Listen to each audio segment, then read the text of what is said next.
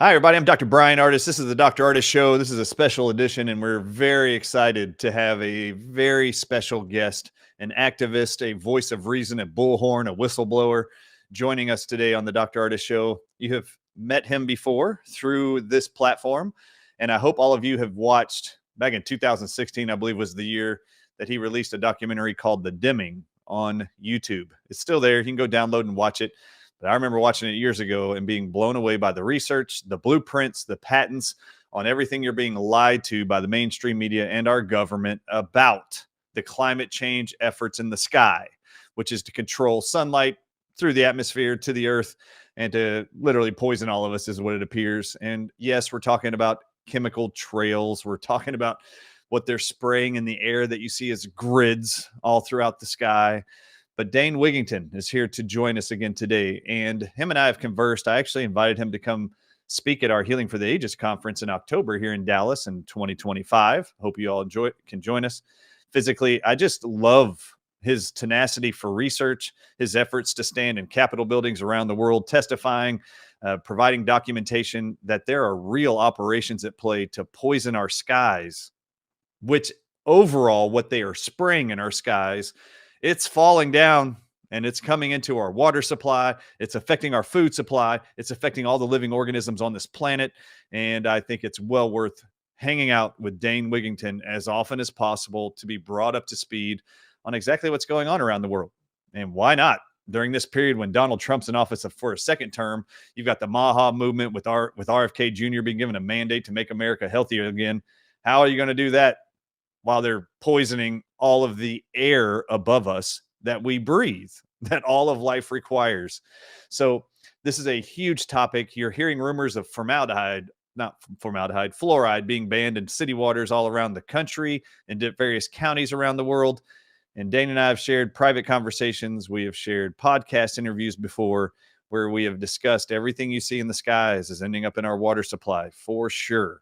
And so proud of everything that he's done. So we're going to talk about that because you're hearing about different representatives, including in Tennessee first, banning or writing laws to ban and restrict any geoengineering efforts in our skies. And by that, they're meaning chemtrails for short. But very, very exciting. There's also politicians you're going to learn about here. We're going to show you a 2-minute clip of a state representative in South Carolina, where I graduated high school, taking actions to plead with the citizens of that state to help take down this operation where they're actually spraying poisons in our air. And so anyway, there's tons of crap you're seeing in the weather. You're seeing tumultuous weather stuff being reported all over the world. Dane is sitting back the whole time, just like I do with long COVID and all the symptoms related to it. And I'm like, oh my God, it's just venoms. They've been using this stuff for years. You just didn't know it. And it perfectly explains every symptom. And then it lays out for you all the antidotes and solutions. And he's got all the answers to that when it comes to weather modification. Dane, thank you for joining us today. I hope you, your family, and all your loved ones are well as they can be living in this crazy, insane world. But welcome back again to the Dr. Ardis Show. And I'm really, really thrilled and honored to spend time with you. Thank you for all you do. Honors mutual, Brian. Thank you. An excellent summary you gave there, and certainly very key points. MAHA, everything means exactly nothing unless or until we can stop the ubiquitous contamination of highly toxic nanoparticle pollution in our skies from climate engineering operations. And I'm not denying industrial pollution, but when you're intentionally dispersing a plethora of toxic materials related to climate engineering, nanoparticles, which are the worst of all, and we're sucking that in with every breath, if we don't deal with that, all other causes of concerns are soon moot, Brian. You're right. Good point.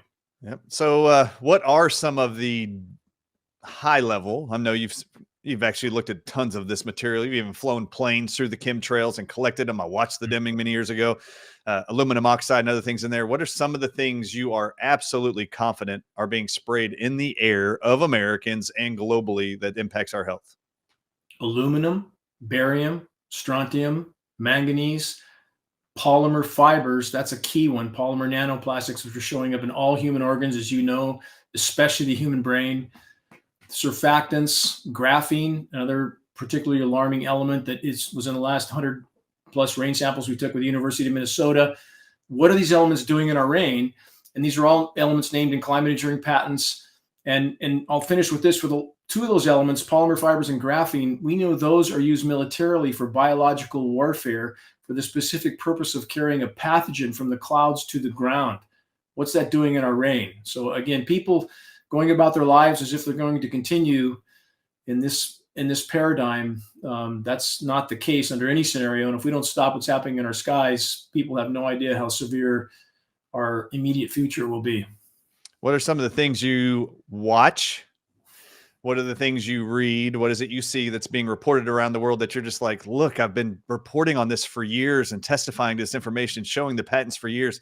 What are some of the issues right now, real life, that you know are literally impacted directly by what they're spraying in our skies? Well, the power structure, the powers that be, and when I state that, I'm not referring to any elected official, which is just, they're just props in play. I don't care what their political stripe is. I call it political theater, Dane. It's what it is. I call it the same, a political circus. But those who print the money, those who can print whatever they want for whatever they want, that's who's really pulling the strings. And all the elected offices are simply theater on top of that. So again, the severity of what's unfolding, those in power are going to feed normalcy bias in the population until the moment of impact. And we have too many people that are willing to go along with that, pretending that some technology will fix what's happening to our planet, that pretending weather warfare isn't happening and raging in our skies. And Brian, anybody, you look up, right? I mean, we see skies here in Northern California commonly. It looks like something out of a science fiction movie.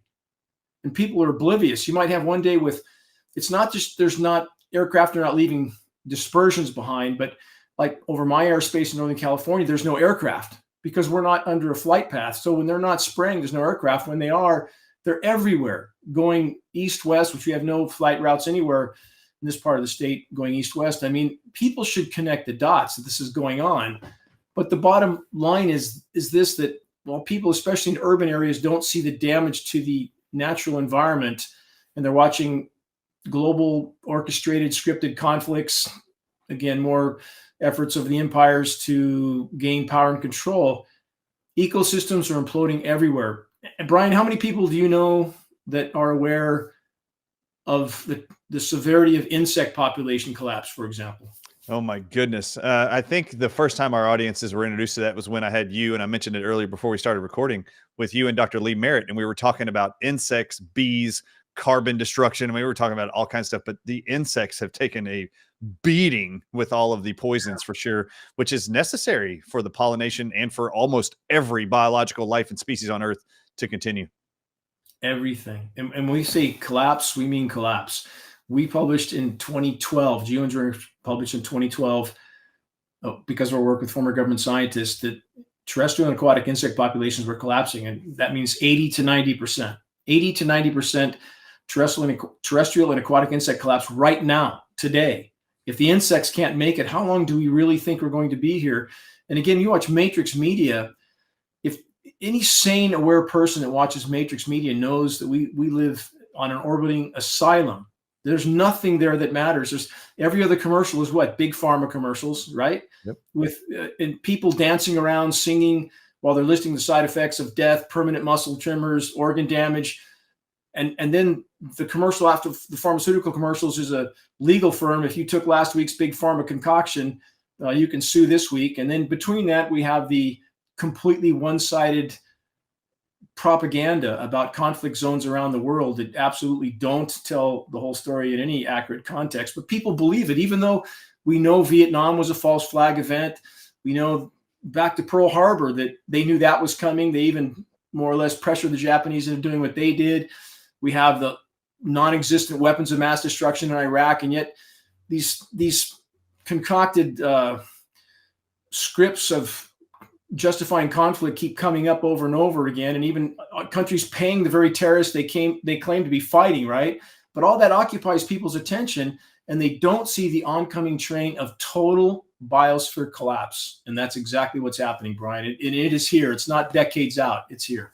Dane, can you explain to all of us, because I have many, many reasons why there's so many gross, evil, disturbing ills and attempts to damage, cause disease and death in in human beings and profit off of those, which big pharma and the medical industry gets a kick off of, obviously, and enjoys doing, and has masterfully figured out how to market that propaganda machine. Yes. It's a big racket scheme. Dane, why is there the ultimate goal to spray all this crap in our skies and poison the majority of all life on Earth? What would be the benefit to anybody doing that? Well, think about all the benefits for those in power. They know the planet in its damaged state can't support 8+ billion people anymore. We have about 36 countries around the world descending into chaos right now. I'm sure people in every region are noticing more and more empty food shelves, certain food items that aren't showing up anymore. That's Eggs, beef, just chicken. Yep. Yeah. Butter. Just the beginning. So again, the populations are rapidly increasing liability to those in power, especially the U.S. population, many of whom are heavily armed. So let's look at Zbigniew Brzezinski, the former U.S. or presidential advisor to U.S. presidents going all the way back to Johnson. He finally, thankfully, died in 2017. But Zbigniew Brzezinski stated, quote, "With today's technology, it's far easier to kill 1 million people than to control them." And that notion is so unpalatable for the vast majority. They simply refuse to believe that those in power are not here to help them. This is Stockholm syndrome on steroids. So again, by manipulating the weather, they can and are bringing populations to their knees, including U.S. populations, without those populations ever even knowing they're under assault. They blame it on nature. And all the while, we are getting sicker and dumber. You can avoid certain medical treatments once for those who know how harmful they are, but you can't avoid the air you breathe. And Brian, we have peer-reviewed study to prove that in the last generation, IQs in the U.S. have dropped 6 to 9 points. That's staggeringly scary. Easier to control a dumber population. Now, I'm not sure it's going down a rabbit hole, but for sure the IQ's been affected big time. Even with the research coming out of Asia in the last 5 years, there have been documentation after peer-reviewed study that the IQ of children who have been consuming fluoride in water, for example, their IQs have continued to drop as we have actually absorbed more poison from our own water supply. So one of the things they've been using to try to ban fluoride from all these waters is not American research studies, Dane. This is what's interesting. All the studies come from other countries. Yeah. Like America's not doing that research. They're not looking out for their citizens. The citizens are finding these research studies that other countries are doing and funding, and then taking those findings and bringing them here. And I'm like, why aren't we taking care of ourselves and our citizens as much as the citizens like yourself who are trying? I mean, I don't know. I just learned what the definition of the word citizen is. Maybe we are not citizens. Okay. Citizens being a government employee of the United States of America. Anyway, found in the District of Columbia. I've learned all this stuff recently. Anyway, that's true. Based on what we are, it is truly crazy to me as I've gone through the COVID-19 narrative, as you have uncovered one patent after another, one operation after another to literally poison our skies for all myriads of reasons, whether to control the weather, depopulate the planet. But I have to tell you, Dane, these are the kind of reasons I like these interviews and visiting with people like you. Because I have questions internally that I have not figured out answers to, haven't spent enough time on yet. And oh my God, you answered a question for me. I've been wondering, actually. It's just been sitting there as a hypothetical, but it totally makes sense now. This is why I like logic and talking to a lot of people who have studied a lot. I have been talking about, I did not know this until the beginning of COVID, about an organization called the Club of Rome and the treaties they wrote and their constitutions they wrote in the 1960s. And they actually write, there are too many people on this planet. It's exponentially growing too fast. And by the year 2050, they actually write the dates. By the year 2050, as the population of humanity continues to rise at the rate it is, the Earth will not be able to provide enough resources to support that humanity growth rate. Therefore, we have to reduce the population of the Earth to 1 billion people by the year 2050. Now, this is just a group of elitists writing this stuff up.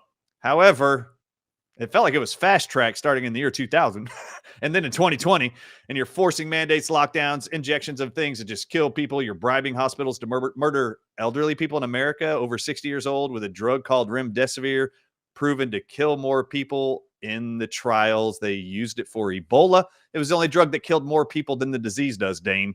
That drug was chosen to treat all senior citizens in America older than 60, And the government gave them a bribe of 20% for the entire hospital bill for every senior citizen in America they gave that drug to, and called it COVID treatment. Okay, when you look at all of that, I'm like, wait a minute, I haven't put this connection to the fact that the chemtrails and this geoengineering project of theirs is fast tracking the destruction of the Earth's ability to replace its resources. Therefore, the species that rely on those resources would struggle, would have strife, and die off. That I didn't put together yet. Thank you for helping answer that question for me. Like, why would they be doing this so much? And why do they want to force this issue? Oh, wait, maybe there is some kind of depopulation, explosion of the population of the Earth they're trying to control. There is. The case you laid out is certainly exactly on track with your points completely. In regard to the Club of Rome, certainly they're correct. The planet can't support this population, but who gives them the right to decide who lives or who dies? Their date of 2050, I would argue, is grossly incorrect. We're there now. So let's look at hard stats, Brian. And again, I'm not denying all the other forms of human damage to the planet. We've been absolutely horrible stewards of the planet. And that's what many people need to realize. Even people fighting climate engineering are pretending that nothing else is wrong. And that couldn't be further from the truth. We're going through 100+ million barrels of hydrocarbon a day. This is all extractive resources that are destroying the planet, from fracking that destroys water tables forever, literally forever, 500+ chemicals, 300 of which they don't even have to disclose, proprietary secret, and they can inject this into the ground. They're now going to reuse fracking water for farming. What? I mean, we live in an asylum. They're using urban sewage for farming. That's contaminated. There's lawsuits for that. It's contaminated those fields forever. But in regard to, again, the current paradigm, we've damaged the planet in countless ways, but climate engineering, the use of weather as a weapon, and not just weather weapon, but biological weapon, you can hide from those medical industrial complex treatments. Can't hide from this. They're definitely trying to debilitate populations. Brian, if we go all the way back, even to the 60s, you remember the leaded gas, right? Leaded gas, we have recent studies now proving that those that were in regions with a lot of smog, I certainly was in Southern California, IQ drops of 6 points. Those who grew up in those years, in those regions, had that effect at minimum. I mean, they know what they're doing in that sense, and the consequences to the population serve them, and the sicker, dumber, debilitated population, easier to control. But I would argue the human body has been more resilient than they calculated for. And the demise of the biosphere has happened faster than they were prepared for it to happen. Biosphere collapse has beat them to the intersection, if you will. Now they're incredibly desperate, thus the escalation of global carnage and conflict zones around the world. They know they're out of time. And again, the cascading collapse, that's what's occurring right now. Statistically, we've lost 75% of Earth's wildlife populations in the last 40 years alone. That's from an already diminished population. Brian, did you hear this year about the bee collapses, how severe they were this year? Yes. And then I've actually showcased on this show different countries actually making excuses why to go out and destroy beehives all over people's properties by determining with a PCR test, do they have a virus inside their beehive? And then they destroy them all. And I'm like, what in the world is wrong with these people? Leave the insects alone. More orchestration. Sorry about if you can hear a little pup yap in the background. They're rowling outside here. They should stop in a moment. We just, on that note, we lost a dog. I'll get back to the subject in a moment, but that a vet gave a perfectly healthy dog we had, without telling us, a rabies vaccine, dropped dead. It dropped dead, healthy dog, just like we see how much of the human population dropping dead, which is now apparently we just had this happen. So that's why we had a replacement pup outside. But bottom line with what's happening right now, I want to stress this severity and immediacy of what's taking place in our skies, why we're so focused on this at geoengineeringwatch.org, because no matter what else we face, no matter what other causes, what other concerns, if we do not deal with this, it's game over in the extremely near term. And not only is it killing, again, insect populations down 80 to 90%, wildlife 75% in 40 years. On the bees and the collapse there, we had some regions collapse 70, 80% this year alone. That sounds bad. It is bad. But what's the true statistic? That's a 70 or 80% collapse of the 20% that remained. Already from an 80% collapse, we're down to single digit remaining populations of pollinators. We don't see bees anymore in Northern California. This was a lush area, bees everywhere. I just saw my first bumblebee yesterday and my first 2 or 3 honeybees a few days ago. There's nothing here. There's no insects. And bird populations, and your listeners can research, please investigate everything I'm stating. Bird populations are, of course, collapsing. How could they not collapse? There's no insects. And what about plankton? Climate engineering is destroying the ozone layer. Brian, you remember the narratives of the hairspray cans are destroying the ozone layer, right? Total red herring. Are CFCs and hairspray cans bad? Wait, yes. wait. Even better than that, Dane. Did you ever see the documentary called Cowspiracy, brought to you by Leonardo DiCaprio as the producer? Did you see it? I saw part of it. Let's blame all of the warming of the earth on too many cows passing gas all around the world because human beings like beef too much. Yeah, that's what they Same blame. category. Same category. So on the livestock, is the cow flatulence really the problem we face? Obviously not. When you cut down rainforests to raise cows, that's a problem. Mm-hmm. But regarding the methane in the atmosphere, cows aren't the problem. Methane hydrate and clathrate deposits are thawing and releasing. Brian, you know the Bermuda Triangle scenario. You've heard of that. Everybody's heard of that, right? And what is that really? It's methane release from the sea floor because the oceans are warming rapidly. And these formerly frozen methane deposits, these fields tend to release in entirety all at once. So you have a column of methane rising through the water. And when that hits the surface, any surface vessel that's in that region has no buoyancy, goes to the bottom intact. But that methane continues migrating into the atmosphere, starts to cover the planet like a layer of glass. And this is where the insanity gets even worse, Brian. So we have this methane release happening everywhere from thawing and releasing methane fields. Your listeners can search. I would encourage them to search Siberian methane craters. Look at those images. You have to see it to believe it. Looks like nuclear bomb detonation craters. That's methane exploding out of the tundra.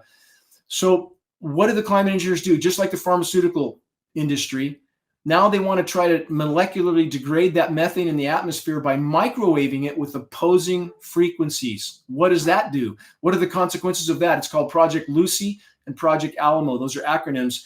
That's another layer on this insanity. So as climate engineering is trying to mask the severity of damage done to the planet while simultaneously actually increasing the damage, thus we have the engineered snowstorms. Remember the snowstorm in New Orleans this winter, right?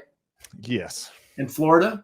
Mm-hmm. What didn't they tell us? While there was a snowstorm in New Orleans and Florida, it was above freezing and raining in the Arctic, Alaska, Greenland, Iceland, Siberia, Moscow, above freezing and raining while it's snowing on the Gulf Coast in New Orleans. That's climate engineering. So again, it's the pharmaceutical approach as they try to mask the severity of damage done while they're using weather as a weapon and we're destroying the planet from countless directions. They're doing even more damage as this methane is building up in the atmosphere from these types of releases, not cloud flatulence, as you correctly stated. Now they implement Project Lucy and Alamo. Let's microwave the atmosphere to try to molecularly degrade that methane. What's that going to do? What are the downstream consequences from that? It's a circus of insanity, Brian. We're all going to pay the price if this is allowed to continue. You used a term earlier, Dane. Obviously, I hope you guys are watching the weather play out on the news, all this crazy weather in Florida, New Orleans. Okay, I hope all of you are just watching this. Okay, that's what you're going to see in the media. But then you should know rationally it doesn't make any sense. So they are engineering this stuff. So you need to go learn. Tell them your website where they can go get your information, research, donate, go learn more about the geoengineering project. Give me your website. Geoengineeringwatch.org. We're the largest, most visited website in the world on this subject. We're non-political. We don't sell anything except for climate engineering awareness materials to help people effectively and efficiently sound the alarm in the field. And we pass on our high quality printed materials for less than our cost of producing and shipping. We're simply trying to move this fight forward. Monetary everything. I've gone through my entire SEP IRA account, Brian, other real estate holdings to try to keep this battle moving forward. None of that's going to be necessary in the paradigm that we are very soon going to face. And I know that's a really difficult pill to swallow for people to think that this is not going to get magically fixed and we're not going to magically live happily ever after. But I would say this, Brian, that why are we here? Is it to go on Caribbean cruises and Disney World vacations, or are we here for a reason, for a purpose? And what greater calling could there be than to face this storm head on and try to salvage some part of Earth's remaining life support systems before there's nothing left to salvage. You know, what greater purpose or calling could we have than that? Amen. And everyone can play a part in this. And again, from their own home computers, to share a flaming arrow link of awareness to help wake up others around them, have them do the same. And if we all do that, if we can force this issue to light, we could cause a shockwave around the globe, because this is done everywhere, Brian, everywhere. And again, in the biological experimentation, when we know U.S. military, even as far back as 1977, had conducted no less than 239 open-air biological tests over innocent U.S. civilians, according to the Washington Post. How many more since then? This is also biological warfare. We have to deal with this and stop it. If we can, then we can assess the rest of the damage. But this is a real, right now, fight for life. I want you to define for my audiences. Now, please go donate at his website. At his website, it's geoengineeringwatch.org, right? Or what? Yes, is it? sir. Okay, good. If you go there, you'll see in the top left-hand corner, it says over 50 million visits. There's a lot of visits to that website. I used to like it going to websites early on in the internet life, where you could see at the bottom of every internet website, you could see how many visits there were every day. Yes. They got rid of all of that, but I like the fact you still have it up there. 50 million visits, unique visitors to that site. Please go there. He's got some cool t-shirts. He's got other stuff. He's got pamphlets, booklets. He'll send them to you. Go get them so you can educate people around the world. A couple definitions, though, for the audience and for me. Can you define what you meant by biosphere?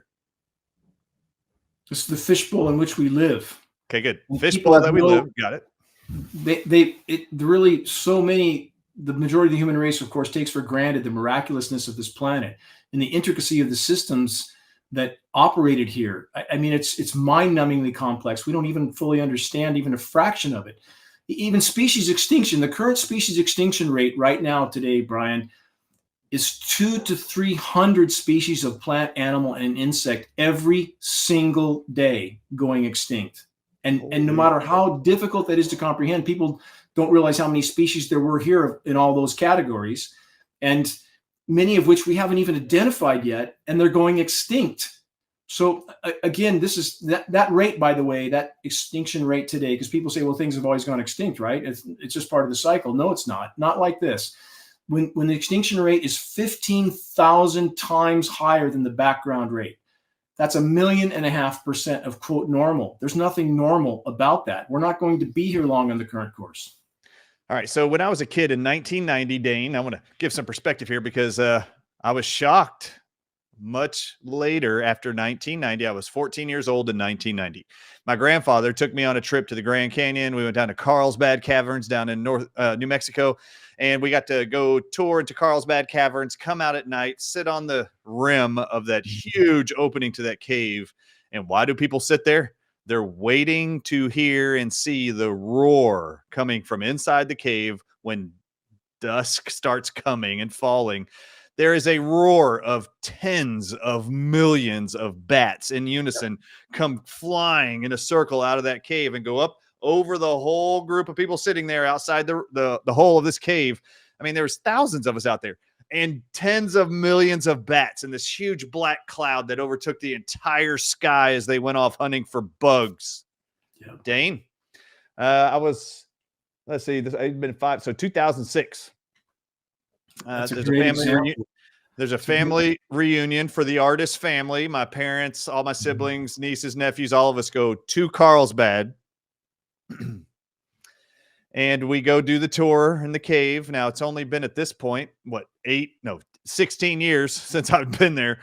And I cannot wait, because I'm the only one that saw it. I couldn't wait for everybody to watch this huge cloud of bats come out of Carlsbad Cavern in 2006. Okay, so we buy the tickets. We go sit up on the rim after doing the tour of the massive caves, which is amazing and humbling as a spectacle just to go inside of. Mm-hmm. And we sat on the rim. And Dane, I never heard a roar. I remember very distinctly in 1990, you could hear a roar coming out of the cave before you ever saw for like 30 minutes this bellowing swell of a swarm of bats taking off into the sky. It literally darkened the whole sky. It was awesome. But in 2006, there was probably 10,000 bats that came out in total. I didn't hear anything. And you see these little bitty bats coming out and then flying off into the distance. There was no shade. There was no shadow. I was like, what? And I felt horrible for all of my nieces, nephews, there's a bunch of us. There's 25 of these grandkids. So it was really sad and pathetic.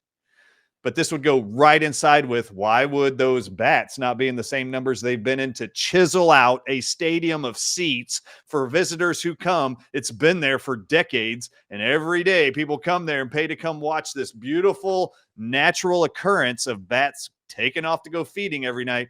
And now there aren't any, like none. And it was really sad. And the reason I asked, I was like, wait, where's all the bats? You know what they told me? The people working at Carlsbad. I said, where's all the bats? And they said, it's been a really couple hard years of drought, so there's not as many insects, and the bats moved on to other places. And I'm like, I don't think they moved. Like, I really think they're all just being starved to death and they're dying and going extinct. That's what it looks like. Anyway, this fits in perfectly with what you're describing. It's been occurring. It's a stunningly good example. And how bad is it now? If it was that bad then when you were there, how bad is it now? And this is another part of the problem. We have so many people in agencies, and whether it's Forest Service or these park agencies or Carlsbad, military, so many people just parroting whatever they're told, that it's just drought, it's some natural climate cyclical pattern. No, the rain is toxic. The ozone layer is being systematically annihilated from climate engineering. So this intense UV radiation is killing insects. The toxic rain is killing everything, soil microbiome, root systems, insects as well. We have, again, peer-reviewed study with the bees. They're dying of massive aluminum exposure. Your listeners can search that, bees aluminum. They're dying of symptoms, again, resemble Alzheimer's and dementia in a human being. They can't even find their way back to the hive. And we have these agencies. Brian, how many times have you heard with the dying forests, it's just the beetles, right? Have you heard that? Japanese beetles all over the Smoky Mountains. I remember living out there, and I'm like, what in the world? Okay, beetles are a symptom of a sick, dead, dying tree. And I've been in the field with USDA scientists, some of the top in their field, people I know. They know this is going on, and they lack the courage to tell the truth. They sheepishly look at me in the field as we're doing field testing and say, what do you want us to do about it? How about doing your job? How about manning up and showing some courage so you can face yourself in the mirror, you can look your children in the eyes? How about doing your job? But there's so little courage in the ranks of our species. And I'm very grateful for you, your voice, your work. And we've tried to do our best at Geoengineering Watch as well. And here's the point. You can't hide in your cabin on the Titanic. We're all knee deep in water in the Titanic right now. We're all passengers on Titanic Earth right now. And those that don't believe it, and there are many, because they watch Matrix media that tells them it's all a hoax, everything's fine, it's just alarmism. Tell me, when should we be alarmed? Insect populations down nearly 90%, plankton populations down nearly 90%, ozone layer collapsing, wildlife populations collapsing, crops collapsing, fisheries collapsing. When exactly should we be alarmed? I didn't know about the plankton yet. I hadn't seen that. All right. So Dane, number one, I want you to summarize for the audiences, because maybe some of the people watching this right now spend time in the mainstream media matrix most of the time. Who knows? And they're still hanging out with me every once in a while, which is great. All right. So Dane, what's the problem now that we got their attention for a few minutes? So what about insects? Dane, all I've heard my whole life is we need to control pests from eating all of our crops. I've read about plagues in the Bible where locusts just come in and wipe out all of our crops. Isn't that more deadly and dangerous and problematic for humanity than letting the bugs live? Shouldn't we find reasons to kill them all? You know, that's a really, really good example and point you bring up of many people's perspectives that is so incredibly wrong. Yeah, what's up with bugs? Why do we need them? Because they're an essential part of a very complex life support system on the planet, without which we get into cascading collapse. Again, bird populations collapsing, bat populations collapsing, because you just stated fisheries collapsing. Now we have nothing to eat. So how well does that go? And the reason we have, and often so many, if we have a plague example from a pest, that too is related to climate engineering. When you create certain conditions that are unnatural in an area, including drought in some conditions where locusts take off, climate engineering is inseparable from all of that. There is no natural weather at this point. You can't do this to the planet and have anything you can truly call natural. Would that event have happened in that place at that time in that way without climate engineering? The answer is no. You can't definitively say that anymore. We've disrupted the entire system.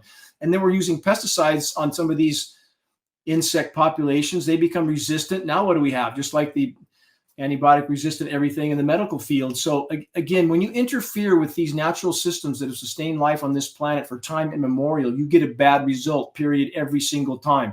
So people that are myopically looking at that as something good or beneficial, gee, we don't have any mosquitoes anymore, everything's wonderful. Not for long, not for long. The whole system is, again, it's called a cascading collapse. And we, in a sense, if we look at this statistically, mathematically right now, the human race is functionally extinct right now. And that means that they cannot continue without the numbers crashing, if not entirely, nearly so. You have polar scientists right now, some of the top polar scientists, and why do they matter? Because the poles are the air conditioners for the planet, and they are imploding. Whoever thinks the ice isn't imploding, sorry if you don't like Al Gore. I don't like Al Gore either, but that doesn't mean if Al Gore says it's day, I should take the position it's night, even if it's not. We have film footage. It's not an opinion. A film called Chasing Ice, very, very essential film to watch. Film footage, no political agenda, Chasing of Ice. the imploding cryosphere. So again, the polar scientists, leading back to the extinction question, are stating right now that humanity may not make the end of this decade, not century, decade. And that's not even taking into account nuclear anything. So let's plug nuclear into this, if I can, Brian. Let's make it really dim. Let's really the darkest picture we can. So we already plugged barium. They're spraying all over you. Do you know what they use barium for? At Oak Ridge, Tennessee, to make the atom bomb, they use barium to make it. And you know, my patients in East Tennessee had to have treatments if there was barium leaks. They literally had to lay my patients on their side at Oak Ridge and fill a hose into one of their lungs, fill it up with fluid, and then suck it out while they were awake. That's what they had to do to preserve their lives. That's what they're dropping in the sky. Okay, go ahead, Jeff. Drop the nuclear bomb. And we actually have a published science study implicating coal fly ash as a likely base material for these operations because they need so much of it. Again, we're talking about 40 to 60 million tons of nanoparticles, and some of the elements in coal fly ash are named in climate engineering patents, and it appears that may be a base material, and that by itself is radioactive on top of everything else. But if we weave climate engineering into an incredibly dark picture, again, we have 442 nuclear power plants around the globe. We have a now very damaged atmosphere. The ozone layer is near functional collapse right now, down to about 30% remaining. Climate engineering is the single greatest factor damaging it. So now if we have a large CME, coronal mass ejection, solar flare, and it shuts down grids around the globe, those nuclear plants can't cool themselves anymore. Now we have Fukushima times 100 or 200, game over. Again, directly related to climate engineering damaging the planet.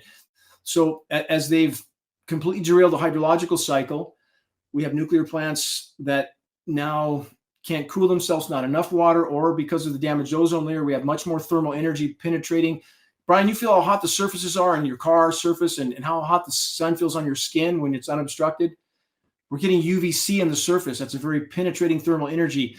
So that's heating water bodies that are now too warm for the nuclear power plants to really use to cool the reactors.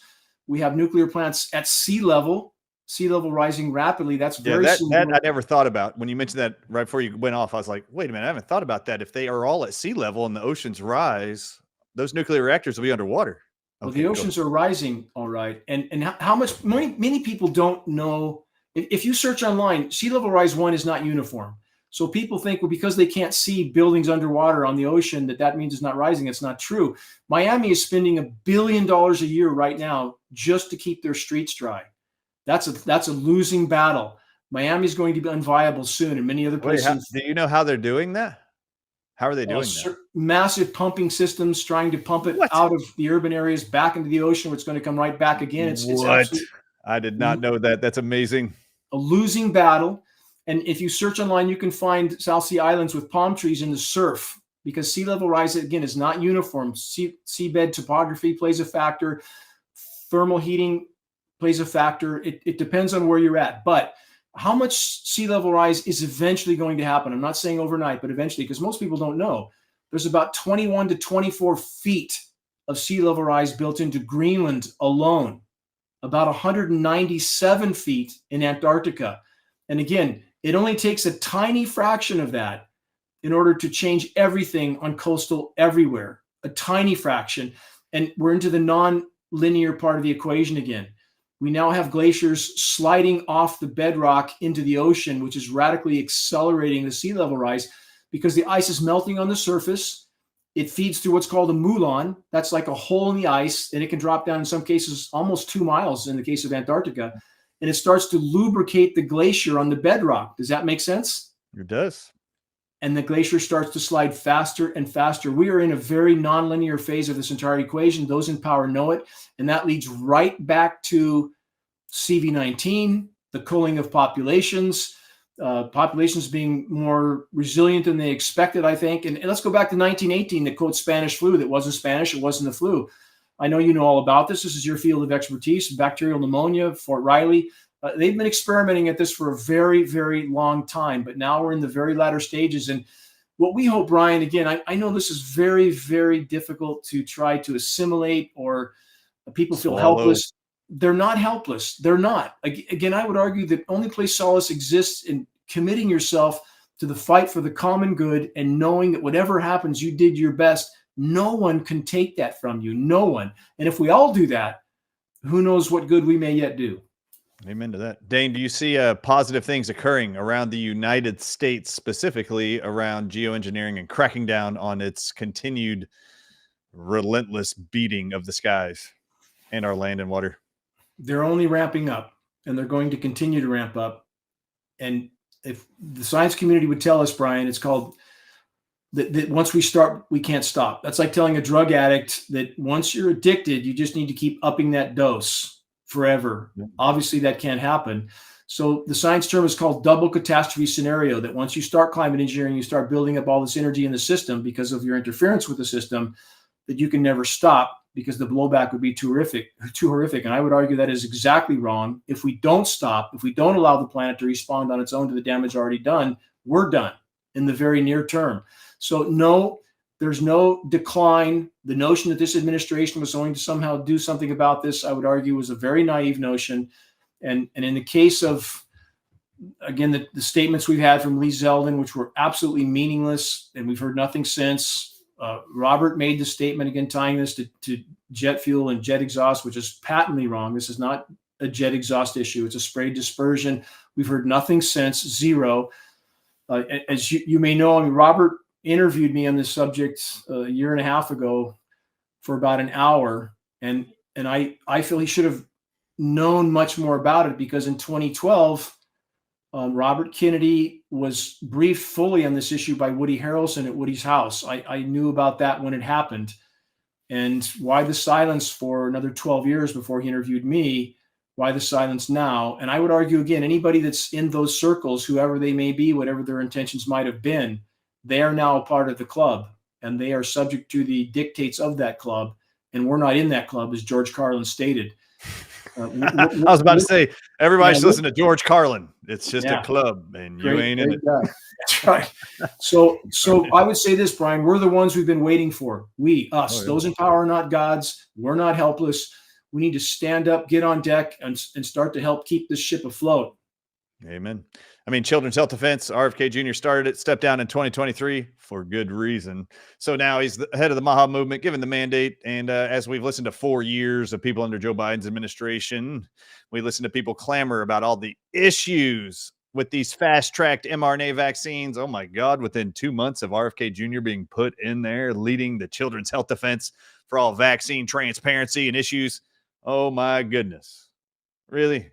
You're going to fast track a measles self-amplifying mRNA vaccines for the measles when garlic, the NIH published in 2020 and 2021, are cures for an active measles infection? Come on, man. We don't need that stuff. You know, as you just mentioned, Dane, with Robert being informed on the chemtrails in the sky and weather modification in 2012, I was just stating here, as he is stating here, the disappointment of any effort, any talking point since he's taken his secretarial position at the HHS. As we've been disappointed there, I am just as disappointed when for 4 years under Joe Biden's administration, we listened to the crap about the awful downfall and horrific side effects, miscarriages and turbo cancers and myocarditis and death associated with self-amplifying mRNA vaccines for COVID that were never proven safe and effective. Oh my God, within 2 months of RFK Jr. being put in his position there, He's now fast tracking self-amplifying mRNA vaccines for measles. Yeah, Come exactly. on. Come on. George Carlin was right. One of my favorite cynical comedians towards the end of his career. He realized he was in a matrix. And he Yes. used comedy in the stage to make sure you got it. And you were perfectly quoting him. Yes, I'm with you on every single point you just made. Now we see a walking back of everything that was promised. No mention of climate engineering anything anymore other than reparroting the official narrative that it's just jet exhaust, which is patently false. Right. So the bottom line is, again, it is up to us. I can't express the immediacy of the time frames, and people, if they understood the semantics matter, we're in a game of semantics. The chemtrails term, again, is fine for personal conversation, but not for media, not for elected officials. Stick to the science terms, learn how to play chess.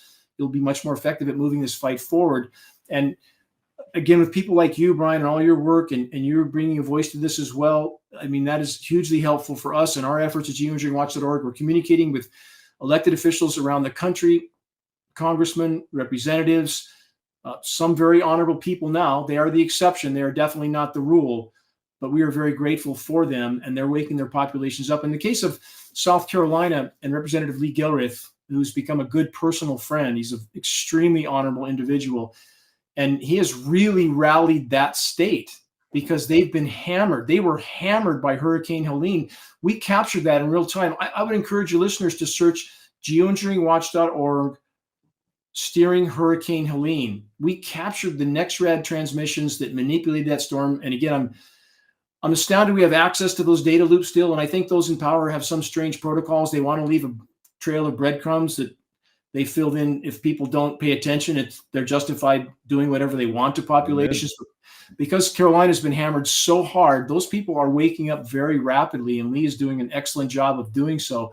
So we need more like him. There are a few more surfacing in that realm. We simply need to tilt the scale in the right direction so that those that are doing their part to cover the crimes of the climate engineers, and that includes media, Brian. How many media do you know, just like with COVID, just like people like Peter Hotez, I know you know he is. Yes, I do. Individuals like that who are completely sold out to the Frauds, insanity. puppets, actors. Yes. So we have the same in the climate engineering scenario. All the meteorologists, there's zero question. They know this is going on, but they simply know how long their leash is. They want to protect their paychecks and pensions. What a cowardly way to live. In the case of the nation's weathermen, National Weather Service, National Oceanic and Atmospheric Administration, there is an illegal federal gag order on those agencies. Wow. For all agency operations. Why would you gag the weathermen? You have got to watch the dimming, because one of the things I watched in that, now that you're just talking, I'm like, oh my God, meteorologists definitely know. I mean, you show clips of meteorologists live on their news feed, standing in front of the green screen, showing a weather pattern. And over Washington State and Oregon, you will see a perfect right angle of clouds not showing up. And it's like, that's not natural. No, it's not natural. You should watch the dimming and learn from Dane Wigington and his research team and those incredible individuals behind geoengineeringwatch.org. You got to go support that and go watch it, because you'll realize they definitely know what's going on and that these are not natural occurrences. One other amazing thing, NextRad. Most of y'all may not know what that is. NEXRAD. I didn't even know what that was till about, 6 months ago. But I was doing a presentation with my Healing for the Ages doctors, Dane. You'll appreciate this. And we were talking about chemtrails and weather modification. And there was a weekday where I was on a flight going from one part of the country east to west, and the pilot comes on, the American Airlines pilot comes on, Dane, and says this, and I know you're aware of this. The pilot comes on. I'm on the north side of the plane, so I can look out to the north, but we're flying west. And he says to everybody on the south side of the plane, so on the other side of the aisle, everybody look out your windows and you'll see the aurora borealis over the United States. Okay. Sure enough, everybody on that side of the plane is taking pictures outside the window and showing us, and you can see there's aurora borealis over the mid part of the United States. Okay. That's what it looks like. And I'm like, honey, that ain't natural. We did a whole broadcast on this. We had to show everybody. We went to the exact time I was on the plane for those several hours that was showing up in the skies over the United States. And we showed the NEXRAD visual radars, and every single one of them were on for hours during that period over the entire United States. All of them were on, pulsing for like hours. They weren't turning off. Usually they only come on for a few minutes to give you the radar blip because they know it causes heart attacks in people all around the world if you leave it on too long. But when they launched this thing, they had an all-day occurrence where they did it for 12 hours straight, Dane. And this is when the Aurora Borealis was showing up in the sky, and everybody thought that was a natural thing. And I was like, and even the media was reporting on it. And I was like, okay, we have to show you what it is we just learned. Anyway, you know all about this. It's pretty ridiculous. But that's an exceptional example, though. That's a great example. And how can, I mean, our atmosphere is literally being used for a physics lab and a battle zone. Obviously, we're going to pay the price for that soon. The atmosphere, if we compare this in terms people might relate to more, Brian, the atmosphere is about the same thickness as a layer of paint on a basketball. That's what allows us to live here. Wow. When we destroy that, we are done. Brian, remember the big Aurora Borealis event back in May of last year? There was a big event that we, of course, are led to believe is natural. Is it a coincidence that 1 week before that event, the Hart facility in Alaska warned the FAA to keep air traffic out of their airspace during that exact window of time? Is that just a coincidence? No. And that system is known to be capable of causing aurora events. I mean, what does it take for people to connect the dots? To look up? And when our skies look like something out of a Vin Diesel sci-fi movie, that's not nature. It's not natural. Where's our blue skies? Why is it hazy all the time? Why does everybody have Alzheimer's, dementia, COPD, asthma, everything? Because we're breathing these materials that are absorbed through our olfactory nerve, goes into our bloodstream, crosses our blood-brain barrier. How much longer can this go on, Brian? Yeah, I have no idea. All right, so what's your call to action, Dane Wigington? That every single individual from their own home computer can do an immense amount of good for free. Share credible links from a credible source. That's key. We have so many alt media sites that might have one thing close to right and 10 things completely wrong. And that doesn't help. A boat with a big hole in the side isn't going to make this journey. We're extremely careful at geoengineeringwatch.org. We don't say it if we can't back it up. Share credible links from a credible source. So if you, for example, in the Palisades fire, if you knew people in that area, send them links from the engineering wildfire section that explains in great detail how the template is set for these fires. So bottom line is, what is setting the template for these fires to burn with such ferocity? Source of ignition, separate subject completely. And again, for people, how they can help, find links that would be of great interest to anyone who suffered the consequences of fires like that, or forest fires. We see Canada burning right now. I think they've lost 15,000 square miles, not acres, 15,000 square miles so far this year. In 2023, they lost 72,000 square miles. That's bigger than the states of Florida or Georgia. Did you know that? No, I didn't know it was that big. An area bigger than the states of Florida or Georgia burnt.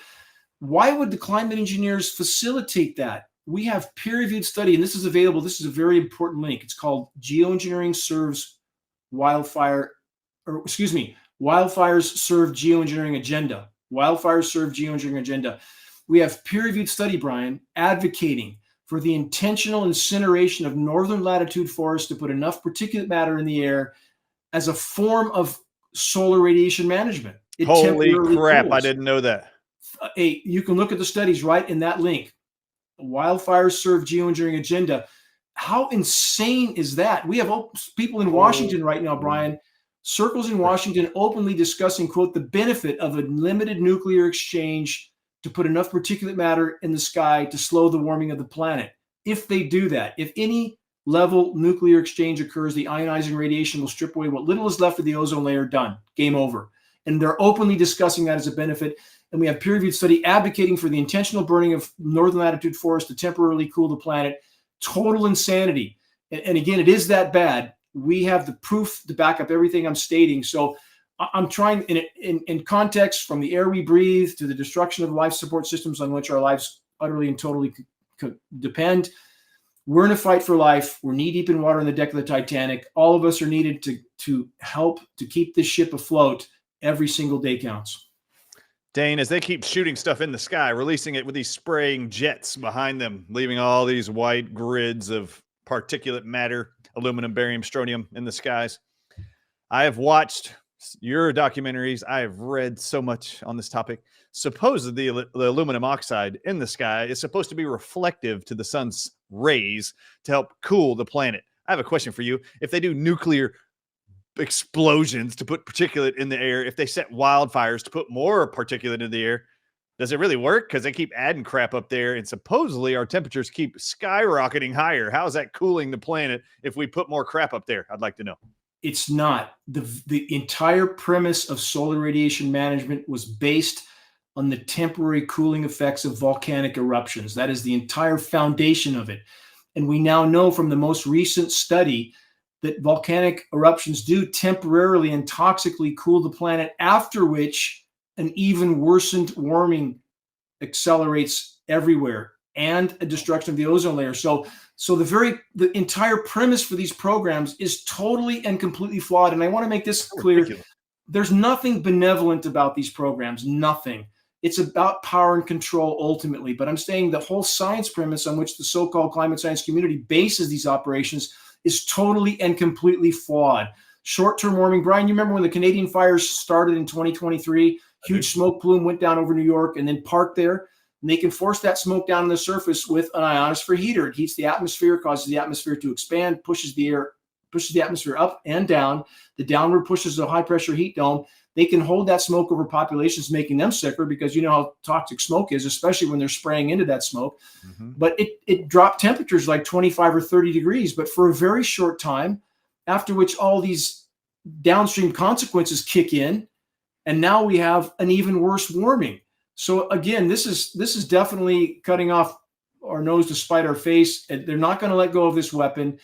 They're using it around the globe. They have. That's why you have U.S. military bases, 800 of them around the world, or in everybody's country, in their backyard. In Africa, they've been bringing countries to their knees for decades by cutting off their precipitation, forcing their governments to allow U.S. military base in. Iran, on the record, speaking on the floor of the UN, stated, look, after 9/11, do you remember General Wesley Clark having a list of countries that are to be targeted after 9/11? It was a list that clearly existed before 9/11. NATO Supreme Commander was given a list of countries to be targeted. Obviously, that list existed before. After 9/11, every one of those Middle Eastern countries endured a once-in-1,000-year drought. That's not a coincidence. It's statistically impossible to be a coincidence. They cut their rain off. I wonder why these countries hate us so much. They cut their rain off, and we had the president of Iran on the floor of the UN stating emphatically that NATO was cutting off their precipitation. How is that not warfare?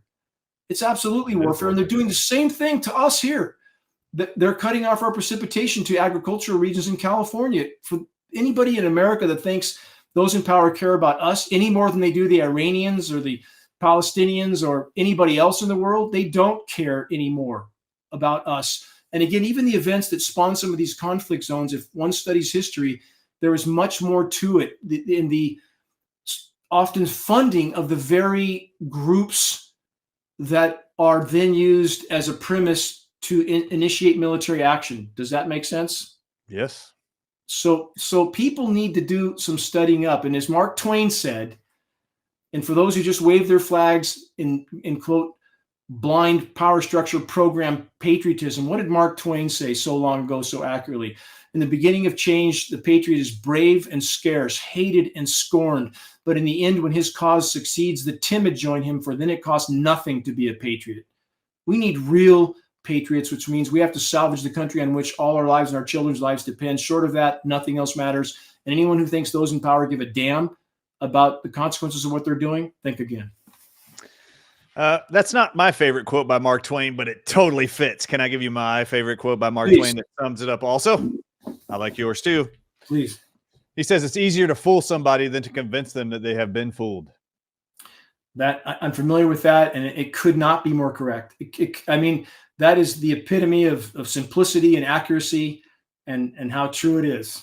And then I would like to leave the audiences, and I'll let you have the last word, but I would like to leave the audiences with my favorite quote from Albert Einstein that he's been credited with.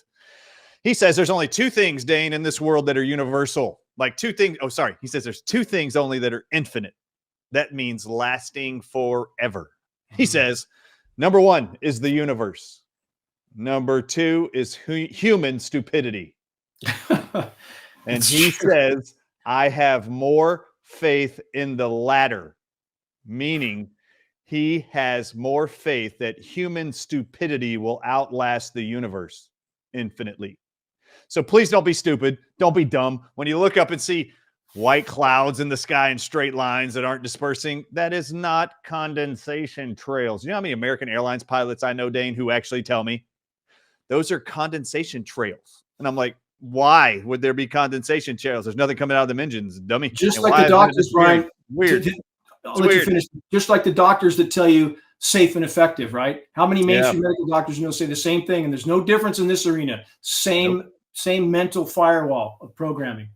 No, it's all just chemical warfare. It's what it is. Chemical poisoning and warfare. This is what I make fun of, Dane, too. The FDA, you can thank the FDA for this. The Food and Drug Administration is in the same building. Our food supply and those that oversee drugs are underneath the same building. Oh, and you wonder why there's all these drugs and chemicals in your food supply? Come on, man. It's time to divide the organizations. You should have a company, a group of people overseeing our agriculture and our food that's required to live, and then have a separate one for drug poisoning and chemicals, right? I mean, seriously, this is ridiculous. All right. Anyway, who was if you go to geoengineeringwatch.org, everybody, and you watch any videos put out by this great organization by Dane leading the way, it starts out, you'll see there's this intro clip, and it's in black and white. There's a little video. And correct me if I'm wrong. Is that not Lyndon B. Johnson talking?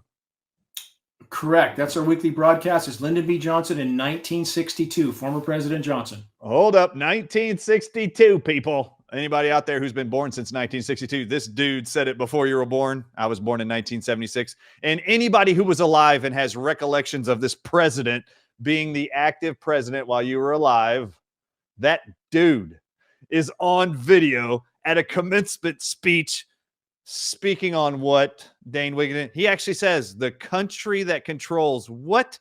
Controls the world. What's he say? The country that controls what?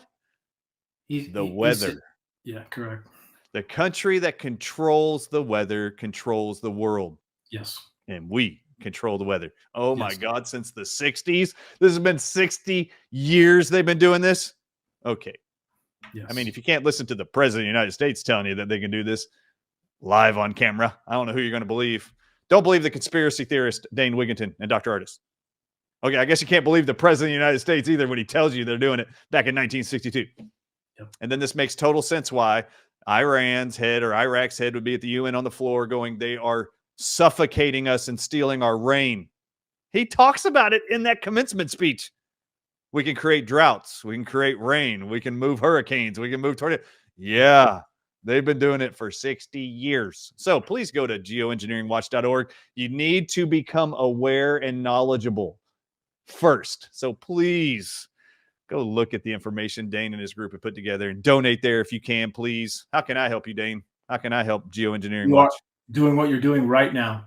What we need is an army of the awakened, and awakened doesn't just mean aware. It means realizing you're in a fight for life and doing your part accordingly. So what you're doing right now, helping to give us a voice, Brian, that's the help we need.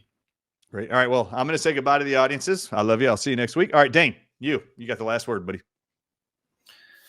Again, my deepest gratitude to you, all your listeners, all your followers. Never underestimate the good you can do by simply sharing credible data from a credible source, because a critical mass of awareness is the only way forward in this fight.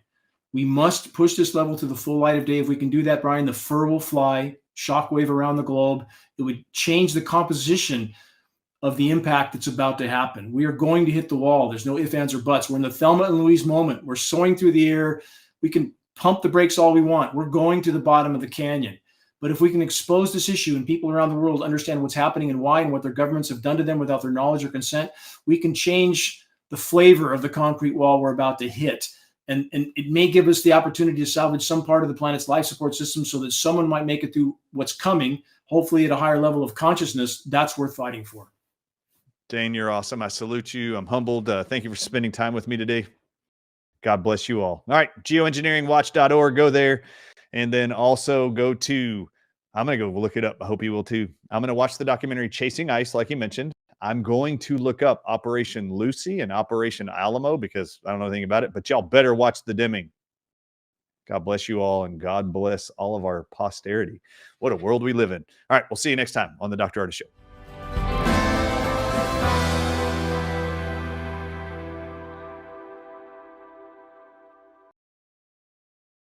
Disclaimer: please note, the following presentation is solely for informational purposes and should not be seen as a replacement for advice provided by your physician. It is important not to rely on the information from this presentation for diagnosis, treatment, medication prescription, or any other form of medical care. Always consult with your physician or healthcare professionals before taking any medication, nutritional supplement, herbal remedy, homeopathic treatment, or pursuing any health-related procedure. If you have a medical condition or believe you might have one, promptly contact your healthcare provider. Do not disregard professional medical advice or delay seeking it based on this presentation's information as the products or services purchased from it do not establish a doctor-patient relationship between you and any affiliated physicians. Statements about dietary supplements have not been evaluated by the Food and Drug Administration and are not intended to diagnose, treat, cure, or prevent any disease.